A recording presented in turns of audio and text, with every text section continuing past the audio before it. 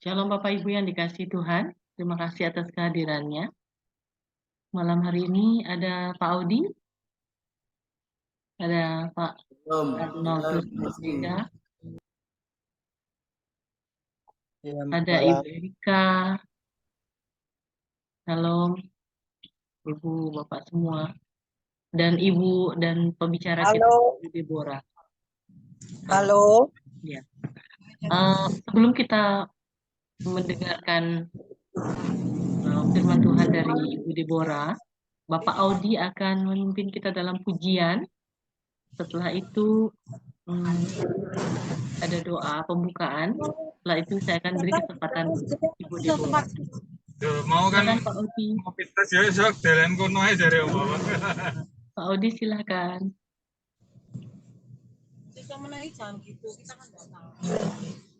Baik, shalom semua. Shalom Pak Audi. Ya, puji Tuhan. Kita kan memuji ke Tuhan. Pelangi kasih-Nya. Apa yang kau alami kini mungkin tak dapat engkau mengerti. Satu hal tanamkan di hati, indah semua yang Tuhan beri. Tuhanmu tak akan memberi ular beracun pada yang minta roti. Cobaan yang engkau alami tak melebihi kekuatanmu. Tangan Tuhan sedang merendah suatu karya yang agung mulia. Saatnya kan tiba nanti, kau lihat pelangi kasih-Nya.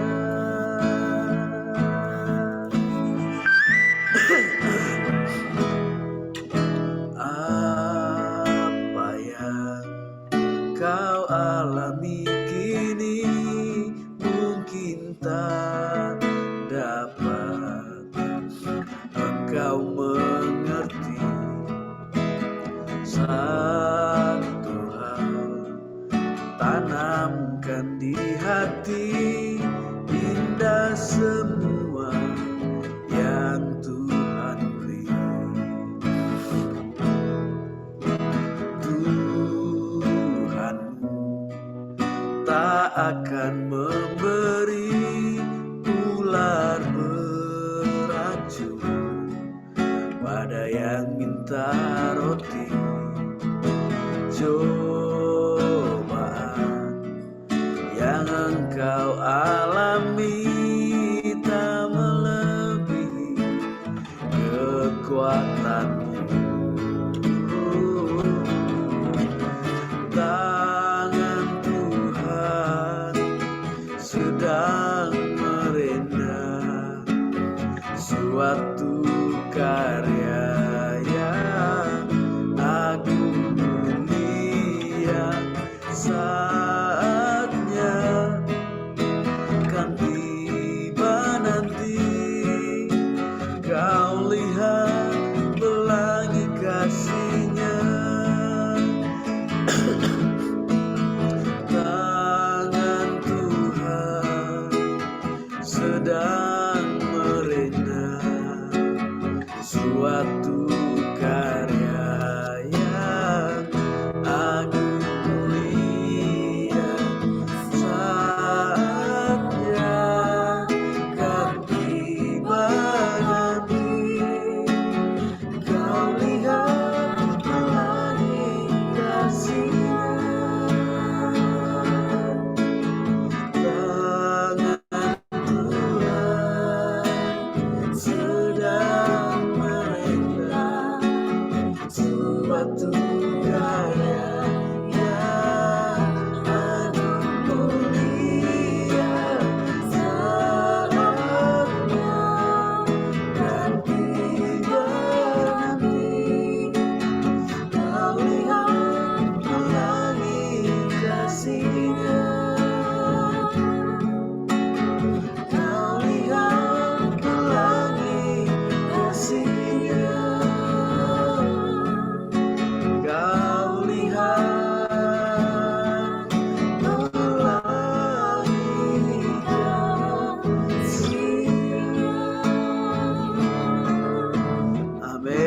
Tuhan.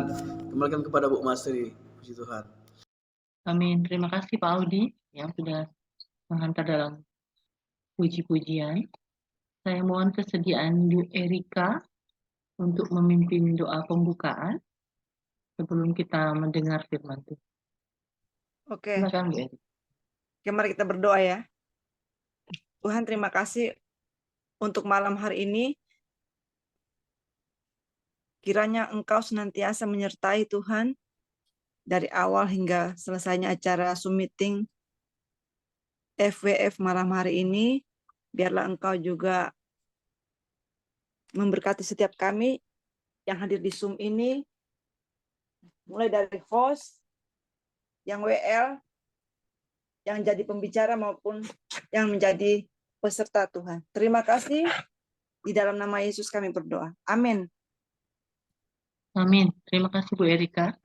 Ya, sama-sama. Baik. Pembicara kita malam hari ini adalah Ibu Pendeta Deborah Indra Susanti. Sebelum beliau akan membawakan topik tentang dendam malam hari ini ya. Jadi Ibu Deborah akan memperkenalkan diri secara singkat. Setelah itu beliau akan mengulas firman Tuhan yang berkenaan dengan dendam malam hari ini. Silakan Bu Deborah, waktu saya berikan. Shalom. Shalom. Shalom Ibu. Oke, kelihatan ya? Kedengaran. Halo. Halo. Jelas Bu, jelas. Oke. Apa judul khotbahnya sekarang ini? Jangan dendam. Janganlah sampai kita mendendam. Saudaraku yang kekasih, masalah di dunia ini amat sangat banyak. Membuat kita bisa membenci, mendendam, sakit hati, segala hal. Itu bisa dilakukan oleh kita. Manusia. Yang namanya manusia, yang namanya keturunan Adam dan Hawa, itu kita bisa melakukan apapun sama seperti Kain kepada Habil. Di dalam ayat firman yang diberikan oleh PIC di dalam Efesus 4 ayat 26, apabila kamu menjadi marah, janganlah kamu berbuat dosa. Janganlah matahari terbenam sebelum padam amarahmu. Dan saya tambahkan di dalam ayat 27, dan janganlah beri kesempatan kepada iblis. Kita selalu mendapatkan masalah sehingga kita melakukan seperti ini. Apabila kamu menjadi marah, janganlah kamu berbuat dosa. Janganlah matahari terbenam sebelum padam amarahmu. Dan di dalam ayat 26, dan janganlah beri kesempatan kepada iblis. Saudaraku yang kekasih, kalau kita memberi kesempatan kepada si iblis, kalau kita melakukan seperti itu, maka kita akan mendapatkan hidup kita, hati kita mengalami ketidakbenaran. Dari mana? Dari perkataan yang keluar dari lidah bibir kita. Di dalam ayat 29. Janganlah ada perkataan kotor keluar dari mulutmu, tetapi pakailah perkataan yang baik untuk membangun di mana perlu, supaya mereka yang mendengarnya beroleh kasih karunia. Saudaraku yang kasih, kalau kita mendapatkan masalah dan tidak cocok dengan hati kita, kalau masalah itu membuat kita itu emosi, marah, maka kalau daripada ayat 27 dikatakan janganlah beri kesempatan kepada iblis. Itu tetap kita kerjakan, maka kita melakukan seperti ayat 29. Di dalam ayat 29 dikatakan janganlah ada perkataan kotor keluar dari mulutmu. Sebab namanya manusia, apa yang menjadi kebiasaan, meso-meso, maki-maki, itu menjadi satu trademark, menjadi satu kebiasaan kalau kita marah. Tetapi baiklah perkataan yang baik untuk membangun di mana perlu, supaya mereka yang mendengarnya beroleh kasih karunia. Saudara, kita perlu satu penjagaan, penguasaan diri untuk kita bisa melakukan seperti ini. Di mana kita marah, di mana kita dongkol, jengkel, tetapi kita harus memakai perkataan yang baik untuk membangun di mana perlu. Jadi kita marah dengan membangun, marah dengan mendidik, marah dengan mengarahkan. Dan ini tidak gampang, perlu satu didikan yang dari Tuhan, supaya mereka yang mendengarnya beroleh kasih karunia. Jadi setiap orang yang mendengar dan yang melihat masalah kita, apapun yang menjengkelkan, yang membuat kita marah, tetapi yang keluar dari mulut kita adalah perkataan yang bijaksana, perkataan yang berhikmat, perkataan yang baik, yang membangun. Sehingga mereka yang mendengarnya beroleh kasih karunia, beroleh satu didikan juga, bahwa kita marah, tetapi marahnya kita bisa membangun orang lain, bisa membangun yang mendengarkannya siapapun. Terus di dalam ayat 30, dan janganlah kamu mendukakan Roh Kudus Allah yang telah memeteraikan kamu menjelang hari penyelamatan. Saudaraku yang kekasih, kalau kita mengeluarkan kata-kata yang jelek, kata-kata yang miso-miso, kata-kata yang memaki-maki, itu perkataan yang memaki, yang mematikan, bukan perkataan yang membangun iman, bukan perkataan yang membangkitkan iman. Sehingga di dalam ayat 30 dikatakan, janganlah kamu mendukakan Roh Kudus Allah yang telah memeteraikan kamu menjelang hari penyelamatan. Saudara yang kekasih, kalau perkataan kita, perkataan yang seperti itu, maka kita mendukakan Roh Kudus Allah yang telah memeteraikan, yang ada di dalam hidupmu, yang tinggal di dalam hidupmu, menjelang hari penyelamatan itu dimeteraikan, tetapi kita sudah mendukakan Roh Kudus Allah yang tinggal di dalam roh hati kita.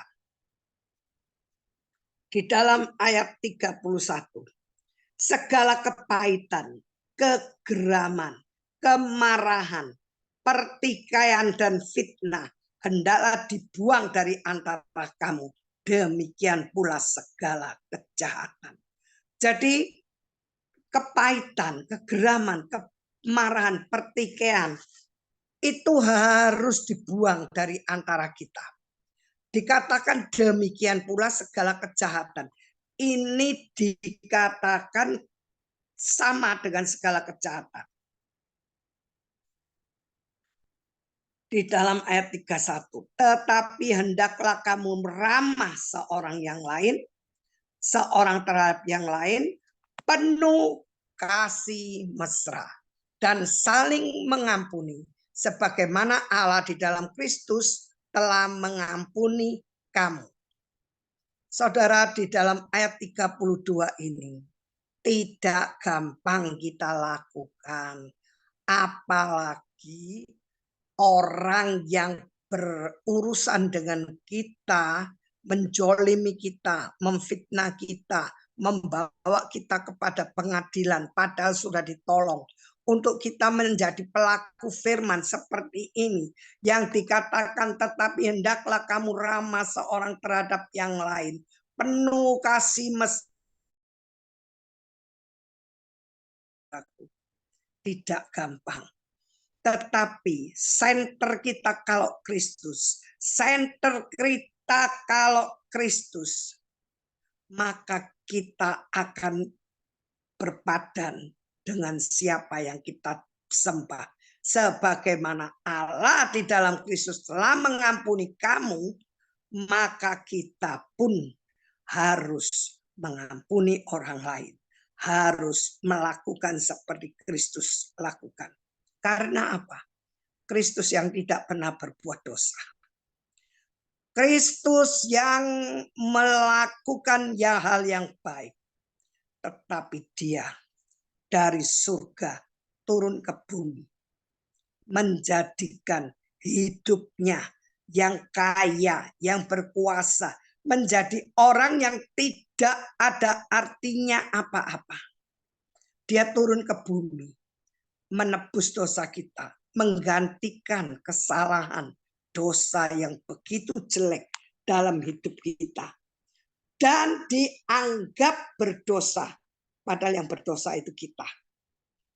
Saudara, apa yang telah Kristus lakukan, kalau senternya kita pada pokok anggur yang benar, senternya kita adalah batu penjuru, yaitu Kristus, maka kita dikikis sedikit demi sedikit untuk dipadankan dengan batu penjuru senter kita. Apa yang kurang ditambal, apa yang lebih dikikis supaya senternya dengan batu penjuru itu supaya bisa menyatu. Saudara, tidak gampang kita melakukan seperti ini. Tetapi bersama Yesus kita mampu mengalahkan semuanya dengan senternya adalah Kristus. Kita melihat di dalam Amsal 21 ayat 23. Siapa memelihara mulut dan lidahnya, memelihara diri daripada kesukaran. Di dalam Efesus 4 ayat 26 sampai 32 kita sudah baca. Di dalam kitab Amsal dijelaskan siapa memelihara mulut dan lidahnya, memelihara diri daripada kesukaran. Saudara, yang Tuhan inginkan adalah kita memelihara mulut dan lidah kita. Yang Tuhan inginkan adalah jagalah hatimu dengan segala kewaspadaan. Kita tidak disuruh jaga mulutnya orang lain, kita tidak disuruh menjaga mulutnya hati orang, perilaku orang. Tetapi siapa memelihara mulut dan lidahnya, memelihara diri daripada kesukaran. Masalah ini dialami mulai dari anak kecil sampai kakek-kakek. Siapa yang pernah melihat dan tahu ada kakek-kakek ataupun nenek-nenek yang suka maki-maki. Gak ada ombak, gak ada angin, kalau ada kesalahan sedikit dia maki-maki, dia marah-marah. Kita baca lagi di dalam Amsal 18 ayat 21. Hidup dan mati dikuasai lidah. Siapa suka menggemakannya akan memakan buahnya. Kalau tadi Amsal 21 ayat 23 dikatakan memelihara diri daripada kesukaran. Di dalam Amsal 18 ayat 21 dikatakan akan memakan buahnya. Apa yang kita gemakan dari mulut kita? Sesuatu yang positif atau negatif? Kalau kita menggemakan yang positif, kita akan memakan gemanya yang positif. Kalau kita memakan gemanya, kita menggemakan yang negatif, maka yang terjadi adalah negatif. Jadi segala sesuatu dari diri kita sendiri, di mana di dalam diri kita, kita itu harus dan harus dan harus. Kita paksakan diri kita untuk kita menjadi pelaku firman. Center kita adalah Yesus Kristus. Center kita adalah pokok anggur yang benar. Center kita adalah batu karang yang teguh. Saudara, sulit untuk kita mengerjakan seperti ini. Tetapi kalau terus kita menyendengkan telinga kita bersama Tuhan, kita terus mengerjakan bersama Tuhan, maka Tuhan akan membela kita. Tuhan akan membawa kita. Walaupun sulit. Saudara, kalau itu sudah menjadi satu kebiasaan untuk mengerjakan itu sulit. Saya ini terus terang aja saudara adalah gampang marah, gampang emosi. Tetapi begitu saya mengerti firman, saya membawa diri saya tidak mau terlalu jauh. Center saya adalah batu penjuru itu. Jadi satu hari gini, saya malam Tuhan, semalam hari ini saya sudah melakukan ini. Apa yang saya lakukan? Ampuni saya tadi marah dengan si A, ampuni. Minta ampun, darah Yesus menyucikan. Besok pagi buka mata Tuhan, aku bersyukur hari ini saya sudah bangun, saya sudah ini. Saya mengucapkan kata-kata syukur. Dan jagai Tuhan lidah bibirku, jagai hatiku, untuk aku tidak jatuh dalam pencobaan. Sepanjang hari jagai Tuhan. Sepanjang hari itu saudara, benar-benar saya menjaga terus sampai malam mengucap syukur lagi. Besok begitu lagi, besok begitu lagi. Saudara, tanpa disadari 1 bulan, tanpa disadari 2 bulan, tanpa disadari mampu 3 bulan tidak maki-maki, tidak marah, 4 bulan, setahun, 2 tahun, lama-lama menjadi kebiasaan. Jadi kebiasaan saya yang buruk digantikan dengan kebiasaan yang positif. Di dalam Yakobus 1 ayat 2 sampai 4. Tolong bacakan Ayu. Bu Ayu tolong dibacakan. Bisa diulang, Bu? Yakobus 1 ayat 2 sampai 4.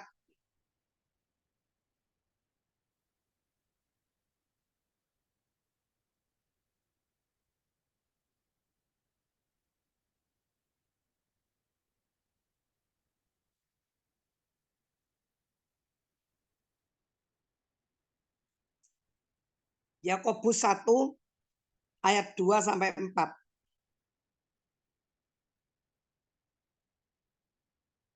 Halo?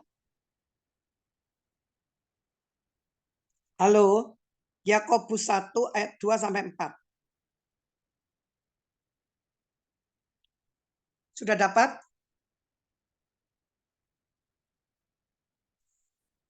Halo? Yakobus 1 ayat 2 sampai 4. Iya, betul. Saudara-saudaraku, anggaplah sebagai suatu kebahagiaan apabila kamu jatuh ke dalam berbagai-bagai pencobaan. Sebab kamu tahu bahwa ujian terhadap imanmu itu menghasilkan ketekunan, dan biarlah ketekunan itu memperoleh buah yang matang, supaya kamu menjadi sempurna dan utuh dan tidak kekurangan suatu apapun. Amin. Saudara, kita ini semua diproses seperti yang saya tadi ngomong, setiap hari mengucap syukur, pagi, malam menyelesaikan sepanjang hari ini apa yang sudah kita lakukan. Jadi kalau kita mendapatkan ujian, pencobaan, maka ujian terhadap iman kita itu menghasilkan ketekunan. Dan ketekunan itu memperoleh buah yang matang. Buah kalau matang itu dapat dinikmati oleh semua orang. Orang makan buah kita itu manis. Sehingga dikatakan supaya kamu menjadi sempurna dan utuh. Jadi buah kita itu utuh, bisa dinikmati oleh siapapun. Jangan sampai buah kita itu gugur sebelum matang. Kecut, asam. Orang makan membuang apa yang sudah masuk di dalam mulutnya. Karena apa? Asam. Kita anak-anak Tuhan yang sudah jatuh di dalam berbagai-bagai pencobaan dan mengalami kemenangan demi kemenangan. Satu kemenangan ditambah ke satu kemenangan yang lain. Bahwa kita tahu itu ujian terhadap iman kita dan itu menghasilkan ketekunan. Saudara, kalau kita tidak ngalami, tidak bisa. Karena apa? Kalau kita hidup di dalam kebenaran, mau hidup kudus dan benar, itu selalu dikejar-kejar dengan berbagai macam pencobaan untuk menjatuhkan kita. Tapi kalau kita berkemenangan terus-menerus, maka iman kita bertumbuh, menghasilkan ketekunan, menghasilkan sesuatu hal yang positif, dan itu menjadi buah yang matang, supaya kamu menjadi sempurna dan utuh, dan tidak kekurangan suatu apapun. Saudara yang kekasih di dalam Tuhan, kita hidup di dalam Kristus. Kalau kita tidak punya senternya, yaitu Kristus, kita gampang jatuh. Tetapi kalau senternya kita adalah Kristus, maka Kristus itulah yang menjadi soko guru, yang menjadi senternya, yang menjadi garisnya kita. Sehingga kita akan terus-menerus hidup dalam kemenangan, kemenangan, dan kemenangan. Kita tidak hidup dalam kedurhakaan. Kita tidak hidup di dalam kekalahan. Kita melihat Ayub 27 ayat 8.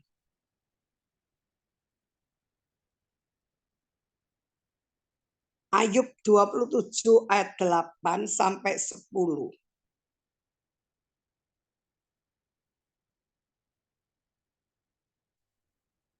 Ayub 27 ayat 8 sampai 10, Bu Ayu. Ayub 27 ayat 8 sampai 10. 8 sampai 10, ya. Karena apakah harapan orang durhaka kalau Allah menghabisinya? Kalau ia menuntut nyawanya, apakah Allah akan mendengar teriaknya jika kesesakan menimpa dia? Ayat 10, Ya. dapatkah ia bersenang-senang karena Yang Maha Kuasa dan berseru kepada Allah setiap waktu? Amin. Amin. Jadi, kalau kita memiliki satu pencobaan yang Tuhan izinkan supaya kita berkemenangan, kita harus terus-menerus melakukan.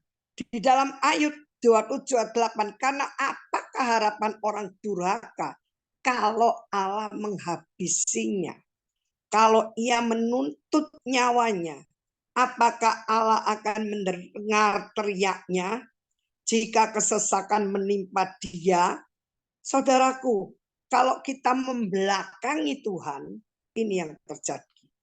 Tapi kalau kita bersama Tuhan, maka kemenangan di pihak kita. Janji Tuhan itu ya dan amin. Kemenangan ada di pihak kita. Tuhan yang berperang menggantikan kita. Itu janjinya. Saudaraku yang kekasih, kalau kita berkumpul dengan anak-anak Tuhan, semuanya itu nyaman, aman.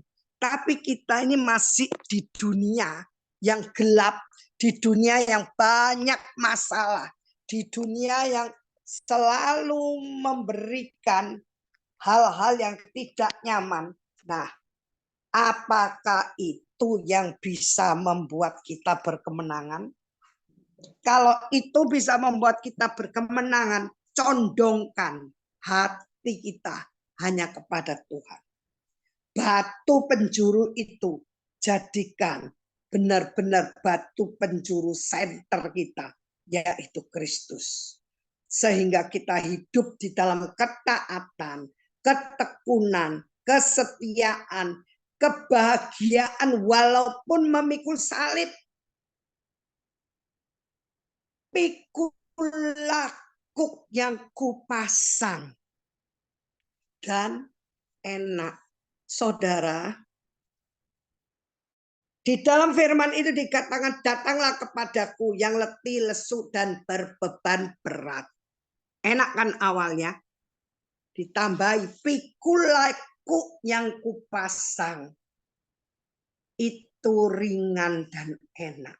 Jadi kalau kita datang kepada Tuhan, datanglah kepadaku yang letih, lesu, berbeban berat, seperti yang tadi saya share dari awal, kita datang kepada Tuhan, bukan Tuhan itu memberikan pelukan, aduh sayang, ya benar ya, jangan nangis ya, enggak. Datanglah kepadaku yang letih, lesu, dan berbeban berat.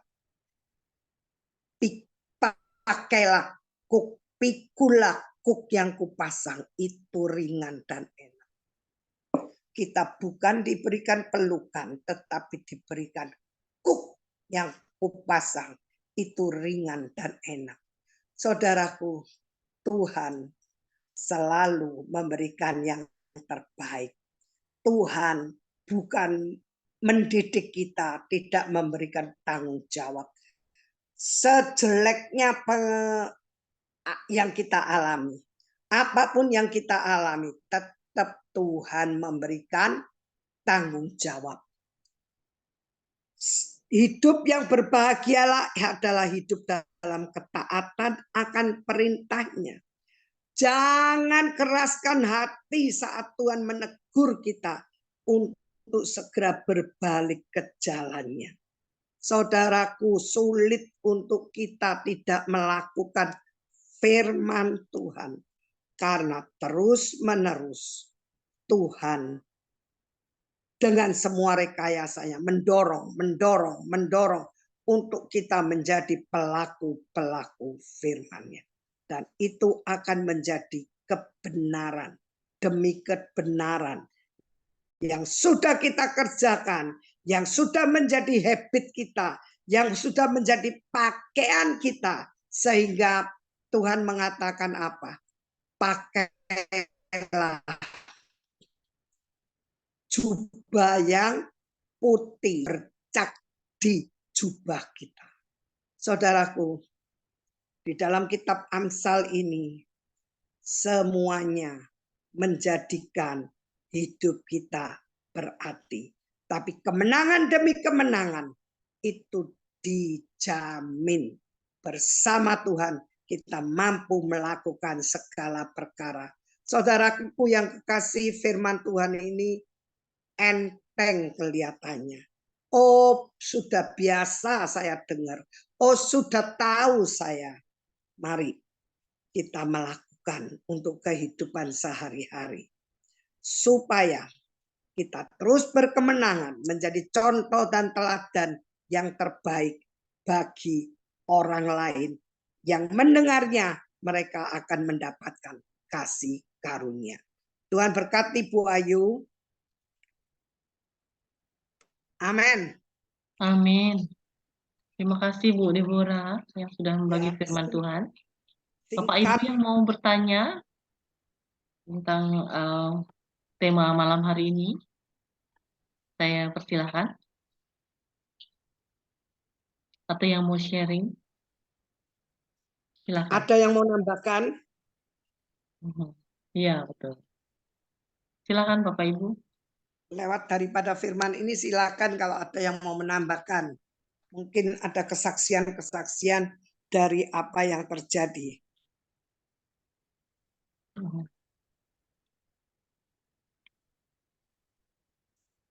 Ada? Adalah, masa nggak ada kesaksian? Pak Hendrik, Pak Ivan, Shalom. Halo Pak Hendrik. ya, Sorry, saya tadi mari terlambat silakan. masuknya, terlambat sedikit. Tambah Kacamata cakep saya. aja Pak Hendrik ini. Aduh. Ya, apa ya bilangnya ya? Ya, Bu, terima kasih Bu Deborah. Sampai kaget dipanggil-panggil. Padahal saya lagi makan. Temanya Amsal 4 ayat 26 itu Pak Hendrik. Mungkin nambahkan. Amsal atau Efesus? Efesus. Sorry, Efesus. Terima kasih buat pengajarannya ya. Memang dalam dunia ini kita sulit ya untuk melakukan apa yang dikehendaki Tuhan. Sulit. Kelihatannya ayatnya gampang ya Pak Hendrik. Ya, jadi kalau dibilang sulit, saya setuju sulit. Tapi bisa atau enggak? Bisa. Amin. Tadi ada statement dari Ibu Deborah yang menarik saya, yaitu adalah Yesus. Ya, ini cerita bagaimana dunia ini menghimpit orang-orang Kristen, ya, menghimpit dunia yang gelap. Tapi Kristus melihat dari atas, dunia gelap ini perlu terang. Dia turun. Ya, dari kita. Dunia ini menjadi terang. Karena tidak ada satupun kegelapan yang bisa mengalahkan terang. Setitik terang pun membuat salah satu terang. Gelap itu tidak bisa menguasai terang. Jadi, Amin. kalau Yesus bisa lakukan, dan kita percaya bahwa Yesus adalah 100% manusia, kalau dia bisa lakukan, dia mau memberi contoh kepada kita bahwa kamu juga bisa. Amin. Masalahnya mau atau enggak. Nah, ini yang jadi pertanyaan buat kita semua di sini adalah kita mau atau enggak. Kalau kita nggak mau, jangan salahin Tuhan. Tuhan, kenapa saya begini, kenapa saya begitu? Jangan, karena kamu nggak mau. Tapi kalau kamu mau, kan Yesus itu pelaksana kehendak Bapa di surga. Dia eksekutor. Dia mau lakukan, bahkan dia setia dan taat sampai di kayu salib. Dia bisa aja mau jadi Tuhan dia bisa aja. Tapi dia nggak mau jadi Tuhan, tapi dia mau jadi manusia yang taat kepada perintah Tuhan. Dia jadi eksekutornya, jadi pelaksana perintah Bapa di surga. Mau atau tidak. Kedua, ya, tadi Ibu sedikit koreksi Bu ya, bahwa Yesus itu tidak berdosa. Ibu Audrey kalau bisa di mute sebentar. Ibu Ayu. Kenapa enggak dengar tadi saya Pak Hendrik? Enggak, tadi ada suara. Enggak, tadi Ibu ada sedikit mungkin keseleo lidah. Bukan maksud Ibu Deborah ngomong bahwa Yesus itu berdosa, tidak. Yang tidak berdosa menjadi berdosa. Kata berdosa sama menjadi dosa itu berbeda sekali. Jadi kalau Oke, tadi saya bicara seperti itu kah? Iya, maka itu saya tahu Ibu pasti selip lidah gitu. Ya, manusia itu pasti ada selip lidah. Saya juga sering selip lidah. Jadi saya kasih tahu dulu. Terima kasih dikoreksi. Karena kelihatannya, wah, benar juga Yesus dijadikan berdosa. Padahal Tuhan Yesus tidak pernah berdosa dan tidak ada dosa di dalam hidup. Ya, 2 Korintus 5 ayat 10. Senternya kita, batu penjuru kita, Yesus. Jadi 2 Korintus 5 ayat 10 2 Korintus 5 21 mengatakan bahwa dia yang tidak berdosa dijadikan dosa. Artinya apa? Artinya betul. Dijadikan dosa. Dijadikan dosa itu artinya seluruh dosa manusia ditimpakan kepada dia, dibebani kepada dia. Jadi dosa itu dia tanggung. Jadi dia itu ketutup dosa. Jadi makanya dia menjadi dosa, bukan berdosa. Misalnya contoh nih, menjadi dosa. Jadi misalnya contoh nih, saya diam begini. Lalu saya ditutupin sama Doraemon. Apa tuh Doraemon punya boneka Doraemon. Saya masuk di dalamnya. Saya sudah bukan jadi saya jadi Doraemon. Itu maksudnya. Saya jadi Doraemon, bukan saya berdoraemon, tapi menjadi Doraemon. Nah, itulah maksudnya. Dosa dunia itu ditumpuk kepada Kristus, sehingga Kristus nggak kelihatan. Dia menanggung dosa itu. Dia menjadi dosa. Tapi dosa itu dikalahkan. Maut itu dikalahkan sama Kristus. Dia pecahkan semua itu, diambil alih kuasanya di kayu salib. Sehingga kita mengerti apa artinya menjadi dosa. Kelihatannya selip lidah, tapi ya harus dikoreksi karena itu fondasi. Itu aja yang bisa saya bagikan, dan saran kita semua, untuk kita semua sarannya adalah sudah kita harus mau lakukan apa yang menjadi kehendak Bapa di sorga. Ya. Jangan sampai kita ini beralasan-alasan begitu banyak. Wah, karena kita begini, karena kita begitu, karena kita ada daging, karena ya, daging itu harus disalib. Kalau sudah disalib berarti sudah tidak ada lagi. Kita Amin. manusia lama masih ada, sudah nggak punya manusia lama. Kita sudah menjadi ciptaan baru. Kalau ciptaan baru itu kita sudah nggak kenal, manusia lama kita sudah kita nggak kenal. Dulu tukang dendam, sekarang apa itu dendam? Saya nggak tahu itu dendam. Saya hanya bisa memberikan kasih, memberikan damai sejahtera, sukacita, kebaikan, kemurahan, kelemah lembutan, penguasaan diri. Itu buah-buah roh. Ya, Galatia 5. Itu aja yang bisa saya berikan. Tuhan memberkati. Thank you koreksinya. Makasih Pak Hendrik. Apakah ada Bapak Ibu yang lain? Silakan. Dari Bapak Ibu.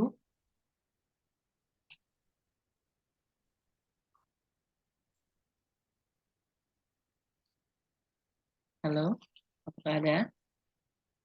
Kalau tidak, saya beri kesempatan untuk Bu Deborah berdoa. Setelah itu Ibu Ruth sudah buka kamera. Oke. Ya Pak, Ibu menikmati. Terima kasih Bu Deborah, terima kasih Pak Hendrik. Tuhan memberkati. Tuhan Sehat berkati selalu Bu Bu. Ruth. Ya. Mari kita doa. Bapa Surgawi, firman malam ini tidak mudah untuk kami lakukan. Tetapi ini dari awal untuk membangun iman kita. Masalah-masalah kecil, masalah besar yang terjadi dalam hidup kami. Engkau menginginkan kami keluar sebagai pemenang. Engkau yang tidak berdosa, engkau yang kaya dijadikan miskin. Engkau yang tidak berdosa menjadi berdosa karena kita. Maka engkau mati di kayu salib karena kita.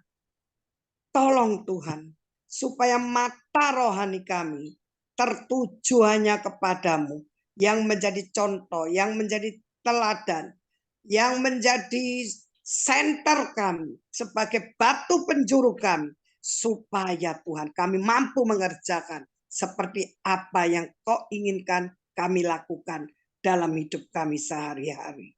Tolong Tuhan, supaya kami menghargai karya salib itu, supaya kami menghargai tetes darah penghabisan di kayu salib. Tuhan tolong, paksakan kehendak-Mu dan rencana-Mu terjadi dalam hidup kami. Engkau rekayasa kami Tuhan, supaya kami menjadi pelaku-pelaku firman. Tanpa rekayasa yang daripadamu, maka kami akan menjadi orang yang gagal. Dan kami tidak mau menjadi orang yang gagal, tapi kami mau menjadi orang yang berkemenangan terus-menerus di dalam Kristus. Di dalam nama Yesus. Terima kasih dengan janji kemenangan yang Kau berikan. Terima kasih dengan penetapan demi penetapan yang Kau berikan. Tuhan, kami percaya di dalam nama Yesus. Sampai garis akhir, jaminan-Mu dalam hidup kami. Kami menjadi pelaku-pelaku firman. Dalam nama Yesus, kami berdoa. Amin.